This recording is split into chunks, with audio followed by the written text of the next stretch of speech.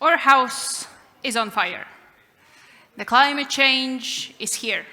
Those are the facts, but those are not the facts that are going to make climate action possible in the boardrooms, in startup boardrooms, in VC fund boardrooms. This is not the argument that actually moves the needle. I've been there, I've experienced it. You can believe me on that one. So today we have a quite exquisite panel participants here with us in person in Riga to discuss exactly that and understand what is the investor's perspective on sustainability, where are they now on their journey, and what opportunities they see in the future. So I'll sit down, enough with that introduction, and I'll do a quick introduction to the panelists. So here on my left is Gintas, CFO and principal at Practica Capital, Nina from OpenOcean, and Andy from Atomico. Andreas, if that's okay. Thank you so much for being here. It's a pleasure to see you in person here in Riga. I know many are excited to have one-on-one meetings with you and ask you all the questions about how to work with funds like yours.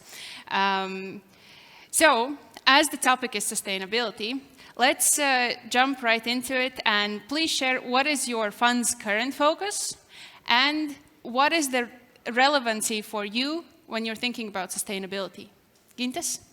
Yeah, so in short, I think Practica Capital doesn't need much introduction in the Baltics. It's one of the most active and the largest VC firms in this region, and we invest in seed and Series A, basically.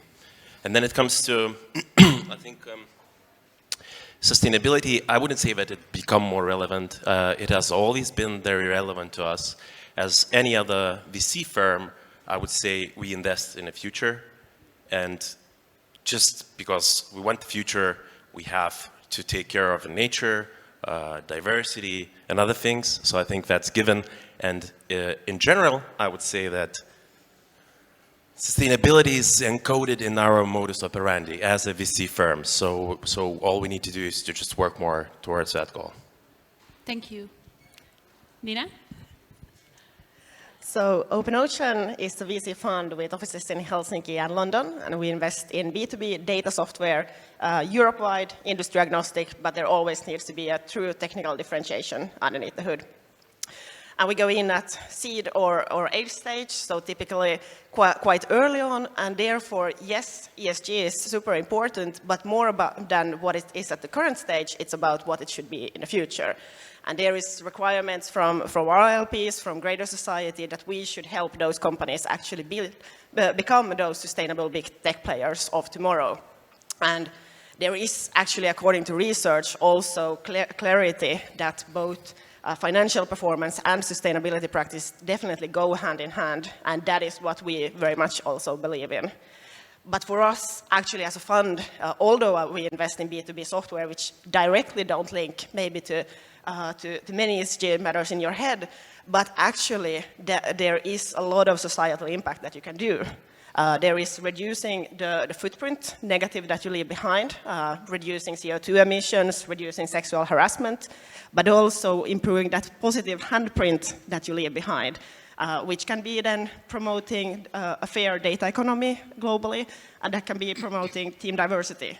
So there is a lot that you can do, even though you first wouldn't think about it when it comes to B2B software. Thank you.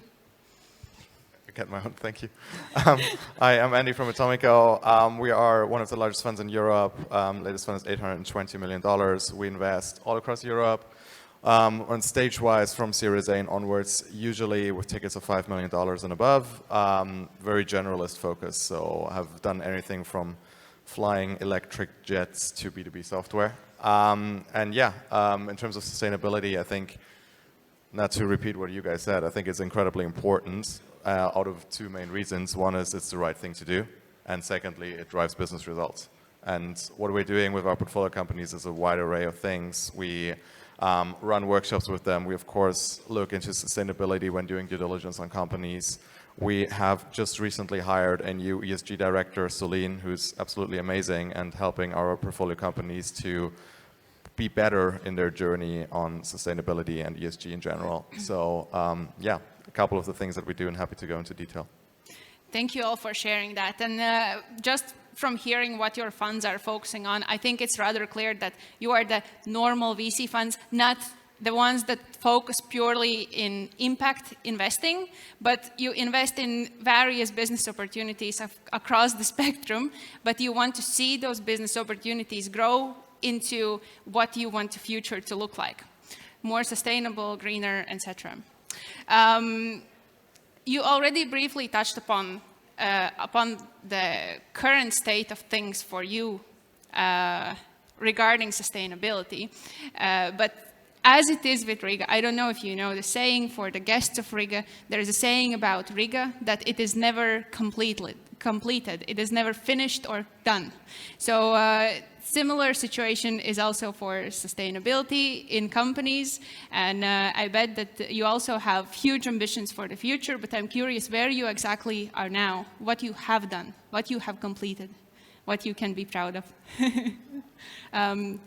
Gintas? Well, I would say that at this stage, we completed our homework, meaning that we became a PRI signee, which is a great source for a variety of material related to ESG. We also done our policy. We have scorecards, checklists, and all the other fun and games.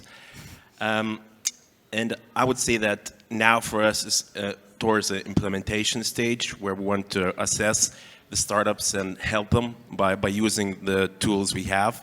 I don't think it's ever going to be sort of a finished end game. We'll always have to put in work towards that. So I think this is a stage, and for our new fund, we'll try to implement those things within the startups more and more. Now we're doing a test batch with a couple of startups and trying to implement the things. Our natural focus is, of course, the things that we can change, and that's related to governance and social. Those two things we can work on, and I think as an early stage investor, we're in a greater position to form the boards, to set a tradition within the company, how the board is going to develop up until Series B. That's our plan. And social-wise, we're working, of course, on diversity. And when I say diversity, I don't mean only board-level diversity. I mean, where do the people come to the boards? They come from C-level, preferably. And working on diversity in a C-level, that's also our goal. So to fulfill those two things, it's you need to sort of work together. Thank you, Gintas. Nina? I would agree with you, Gintas, that it will never be a finished road. There's also always work ahead. At the moment, as Andreas also mentioned, ESG has been on the radar for quite some time for us. We use it in it's relevant for deal evaluation, for due diligence. We also have a yearly ESG survey to track the performance of the overall fund. But for us, we actually now want to take it a step to more concreteness. So what we're currently building is a framework with all the 3 dimensions of ESG, and having that what should you have in place by seed, what at A, B, and so on, because it's not about having everything at place immediately, and it's some of the aspects are more important. What kind of policies should you have? What kind of team discussions should be held? What metrics should you track? So that will hopefully then help even more to get taking the stigma out from, I know ESG is important, but what should I actually do as a founder? Yeah, and I mean, we're touching upon many topics here, but let's start with diversity. What we have done there is 44% of our investment partners are female. More than 50% of the portfolio have at least one underrepresented founder, gender or ethnicity. So that's what we've done there. In terms of sustainability, more sort of focused on the environmental impact. We are very much working with our portfolio companies on that, to consider that, but what we've learned is that it's very hard, particularly you, Nina, mentioned, particularly for B2B SaaS companies, it's very hard to really thoroughly assess the impact, as it's more indirect, and sort of cookie cutter measures, cookie cutter metrics, cookie cutter reporting just doesn't really work.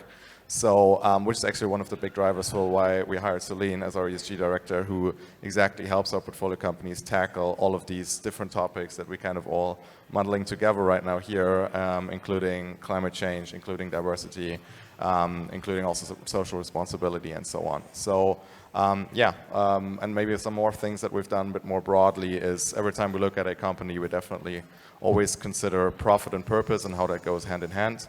Another thing that we have done, and encourage you all to check it out, is we run a workshop called Conscious Scaling with our new investments, which is pretty cool, some really nice thought-provoking questions. We've basically open sourced these questions so you can find them online, where just to get the thought process going and to either to get it going or to enhance it of the portfolio companies to really thoroughly think about their impact. Amazing. I applaud you for the progress that you've made. And when you're looking at the VC landscape here in the Baltics or across Europe, what they're sharing now is several steps ahead of where the average investor is on their sustainability journey. So this is really worth having a round of applause for, and we want to hear that you're still here and awake. So.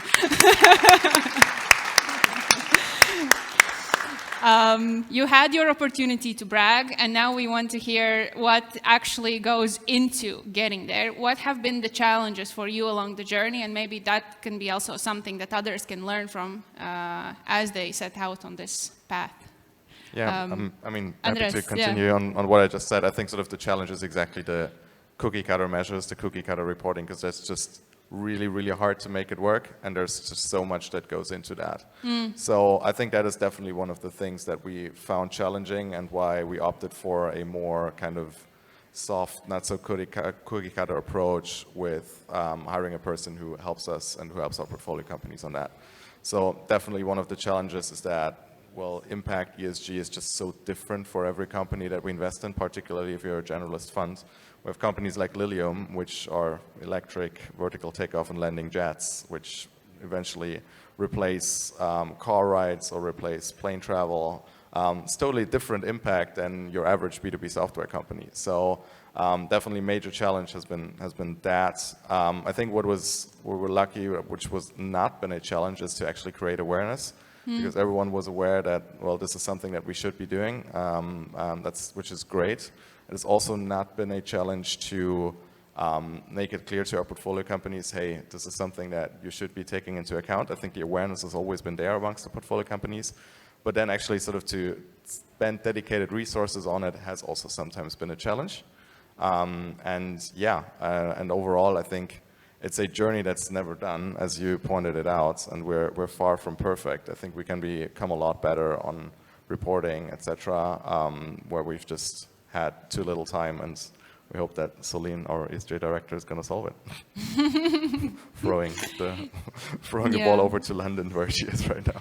I think you're one of the first VC funds in Europe to hire an ESG manager specifically, and that definitely made the news headlines, and some of us read it, and I think you're solving some of the challenges that you have by that. Yeah, let's see how it turns out, but our aim very much is also to help our VC funds in getting there, because, well, we are a relatively large fund, so we have the assets under management to just try it out, and then also see what sticks, and that's why we like talking about it. It's why we like exchanging with our funds as well on how we can make things work, what has worked for us, what has not worked for us. So very happy to knowledge share with founders and our funds.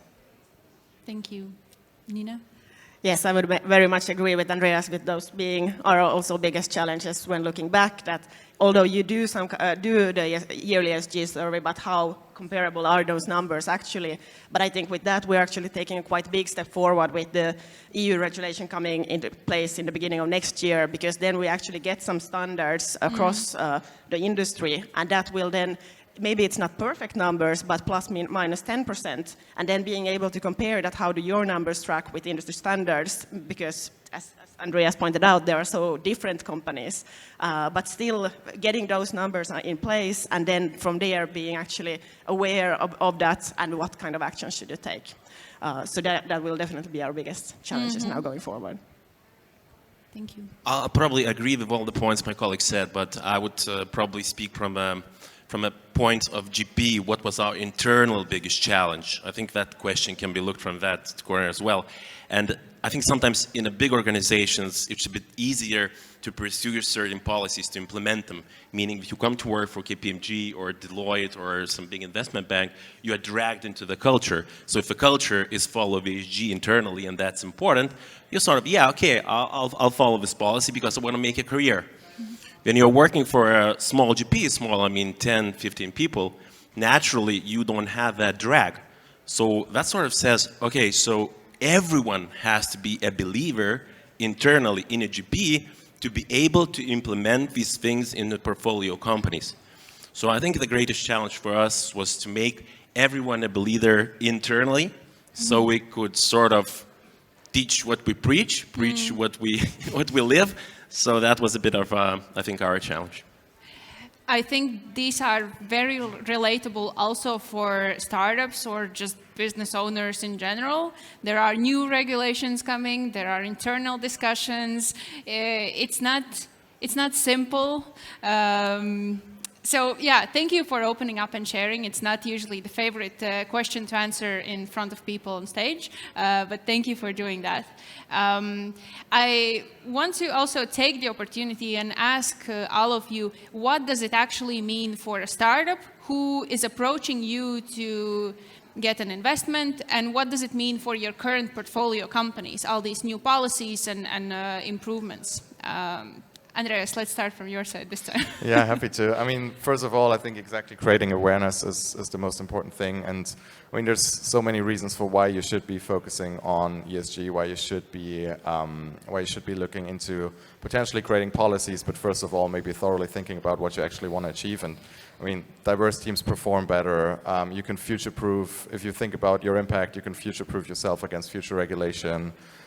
You can hire better people because I think it was like 80-something% of Gen Z do consider the purpose of a company when thinking about joining a company. So there's so many things that you can do. You get cheaper debt, you get better financing. You're also getting better multiples at exit if you focus on these things. So I think first of all, it's exactly to create awareness internally within the entire organization of why you should be doing this and why this is specifically relevant to you and your specific business, your specific problem that you're solving. And then I think the first step is really to thoroughly think about this. And I've already referenced to our conscious scaling framework, which probably is exactly sort of the thought-provoking questions like, hey, your startup is the center stage of a Black Mirror episode. How does it play out and what can you do to prevent it? Like things like that, just thoroughly thinking about what your impact is and how you can prevent negative outcomes, how you can foster more positive outcomes. That's one thing. And then I think sort of coming from there, you can think about policies, etc. But yeah, that's kind of the starting point at least. Thanks. For us, as many other forerunner VCs, we're thinking about having our next fund as a light green one. So in that one, we will continue looking at ESG during the deal evaluation, but we will not be scoring companies according to that. Yes, you should be, or we only invest in do no significant harm, but otherwise it's not about that where are you when you have 5 or 30 employees. You don't have to have your ESG practices in place, but more we see ourselves of being helping out and guiding entrepreneurs on how to start their ESG journey. But in practice, as mentioned about the regulation, both for new and existing companies, there will be 18 different sustainability metrics, out of which about 6 are relevant for software companies, which will be needed to track and reported yearly. And that can seem a lot when hearing it for the first time, but actually, since it will be also a must for all companies with more than 500 employees, it will propagate down the supply chain, and therefore having these practices in place can even be a sales enabler directly. And then another thing is just that it's so much easier to start on the right track from the beginning, building those ESG foundations from the start, instead of starting at the point when you have 500 employees and preparing for an IPO, because then it's probably a bit late. It definitely is. Gintas. Yeah, I'll try to cut to the core. I think our main goal is to make a founder believe that ESG is beneficial to his company. Yeah. So, meaning that whenever you are an early stage founder, you have so many things on your mind, revenue, users, etc., market share. And we use our tools, questionnaires and scorecards to implement 1 or 2 things per year in the company related to ESG. And in 4 years, there's quite a lot of done on the ESG front. So 1 of 2 things happens. Either founder sort of sees the financial benefit of being ESG compliant, so he gets a better investors, better valuations, etc. Or within the team, we have a critical mass of people already who believe that ESG is actually beneficial to the company. And I think that's the breaking point, the critical mass, then the efforts internally of the company become self-sustainable. So we want to push until we reach this breaking point. I think that's our goal. Very good answers, and thank you for sharing this. We still have some time, so on our preparation call, we got into a bit of a discussion about what should be the role of an investor in the startup's journey to becoming more sustainable and more aligned with ESG. So maybe let's bring that a little bit of that also on the stage and share what are your thoughts on that. Nina, would you like to start? Yes, I think we touched upon some of the things already, but I think what it's more been told about, Gintas has said, and Andreas, that it's much more about creating that awareness and helping the companies on the right track in the beginning, but then it's actually up to the companies themselves. So, for example, we have one of our late-stage companies, Booksy, which was just chosen as the best company in US for SME companies to work for diversity and women, which we are super proud about. But that has come from them, not from us helping them out with the first steps on the way. Yes, it should be brought up in boardrooms, but that is not enough if there is not really a want and desire on the company level to do change. Yeah, I think that's exactly right. I mean, our job as investors is absolutely not to run the company. But it's to ask the right questions, to point towards the right resources, to overall help out, and sort of exactly as you, Gintas, I think pointed out, to whilst you're in the midst of all the day-to-day fires that you have to fight as a founder, not to lose track of sort of the slightly uncomfortable maybe, but more longer-term important questions. I think that is exactly our role. We can help with policies, we can help with even with reporting, etc. But eventually it's all about the founders to implement it. And I think that is exactly the most important thing about this, is that it's never our job to run the company, but we can help asking sort of the right questions, maybe pointing in towards in the right direction, which the founder can take or cannot take. So that is, our role is existent, but it's up to the founders to drive it eventually. Yeah, I don't have much to add actually from my previous. We don't have much time anyways, so no problem with that. We actually do need to start wrapping up. So I would like to invite you, share your last words of advice, a guiding light for a startup who is trying to become greener. So, Gintas. Well, I'm going to be popular here. I'll just say that being a founder and finding a startup is a great entrepreneurial position. A position where you can create something beautiful, something useful to your country, to your community, to your nature, etc. So it's important that you understand that you might need a helping hand in that journey, someone who directs you, someone who shows you the benefits of that goal at the end of the road. So I think that find yourself an investor who can actually help you if you're looking for an investor, who can help you to get there, who can show you the benefits, and who can be in your path together with you on the road. So. Yeah, I would have 2 things. So first of all, don't think about ESG as black and white, and don't stress to have everything at place in once. Think of it as your product. Make a roadmap and take it step by step and follow up on that. And the second point, not only the founders, but investors and others in the room, is to educate yourself. Because every one of us knows what is 1 meter, 1 kilometer, but I would assume that quite few in this room actually know that what is 100 tons of CO2 emissions. Is that a lot or not? And that is something that should be, or is required probably in the future, that you should know that how much do you have CO2 emissions compared to your revenue euros, and what is your gender pay gap, and being able to compare that to what is industry benchmarks. Because if we don't even know our own numbers, how can we really take an action?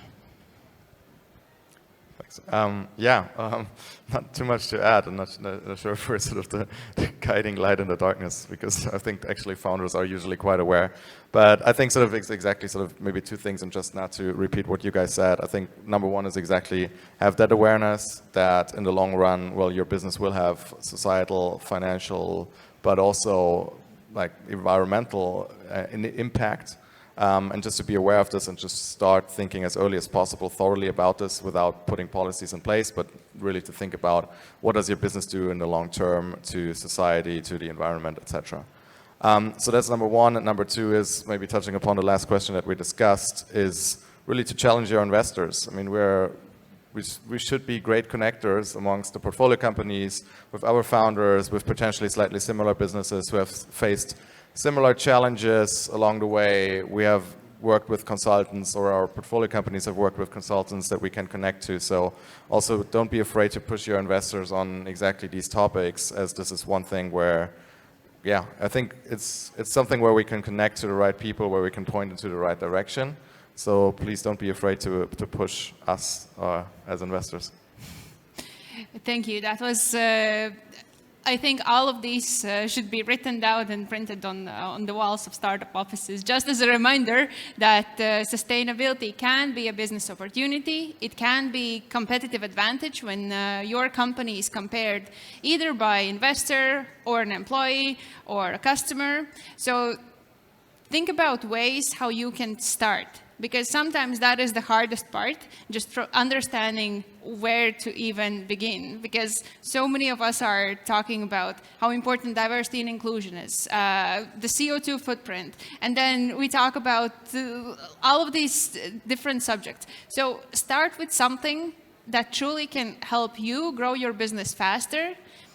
Don't expect that customers or employees are stupid. They understand that you are running a business here. They don't expect that you're suddenly going to become a philanthropist and do something just because it's good. If you're doing things that are just for the looks, they will sense it, they will understand it, they will see through it. We are not stupid. We understand what you're writing, the meaning behind it, right? So think about ways how you can truthfully approach these things in a way that supports your business goals, but also does something good either for the people or the planet or the company as a whole. That should be it. I hope it's okay that we're wrapping up a little bit sooner. Probably others won't. So once again, Andreas, Nina, Gintas, thank you so much for joining us today. Thank you. Thanks. Thank you.